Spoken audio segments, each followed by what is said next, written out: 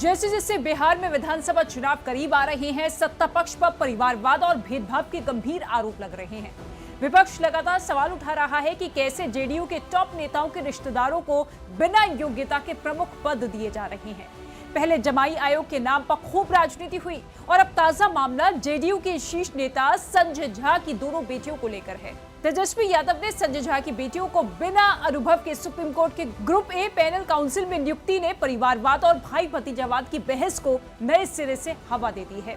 वहीं social media पर भी इस मामले को लेकर गहमा-गहमी और तीखी ट्रोलिंग हो रही है, जहां आम लोग सरकार की पारदर्शिता और न्यायिक नियुक्तियों पर सवाल खड़े कर रहे हैं।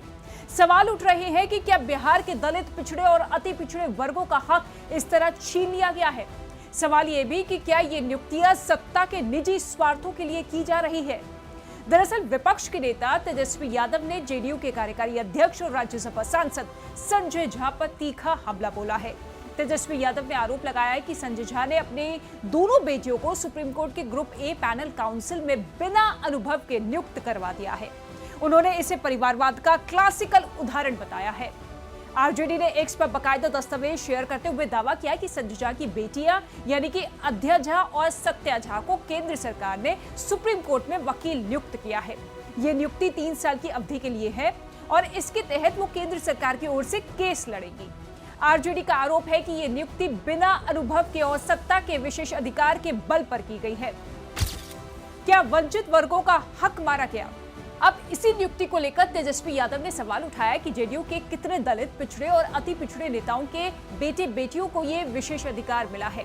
उन्होंने दावा किया कि इस प्रकार की नियुक्तियों से सामाजिक न्याय की अवधारणा को ठेस पहुंची है और वंचित तबकों का हक छीना जाता है। तेजस्वी ने संजय झा से सीधा सवाल पूछा कि आपकी बेटियों को एक ही दिन में ग्रुप ए पैनल में कैसे जगह मिली, कौन सी डीलिंग हुई। उन्होंने कहा कि ये नियुक्ति न सिर्फ पारदर्शिता के खिलाफ है, बल्कि ये बिहार के मिथिला क्षेत्र के भविष्य के साथ अन्याय भी है। बेटी दामाद मॉडल बनाम सामाजिक समावेश।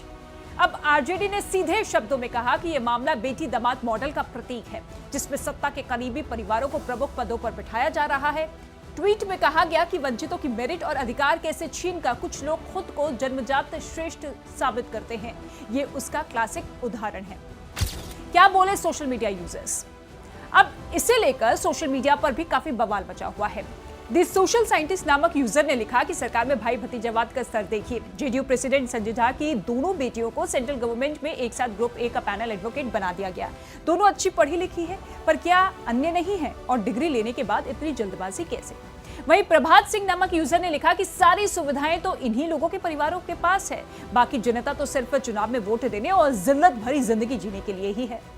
अब कांग्रेस नेता ने क्या कहा वो आपको बताते हैं। देखिए, कांग्रेस नेता उदय भानु ने संजय झा की बेटियों के साथ पीएम मोदी की तस्वीर शेयर करते हुए लिखा कि सुप्रीम कोर्ट तक में अब भाई भतीजावाद और भ्रष्टाचार।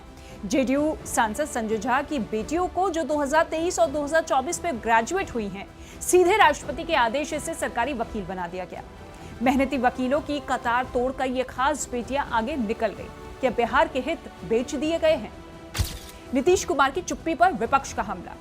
अब इस पूरे मामले पर नीतीश कुमार की सरकार ने अब तक कोई आधिकारिक बयान नहीं दिया है, लेकिन विपक्ष लगातार दबाव बना रहा है कि इस नियुक्ति में पारदर्शिता नहीं थी।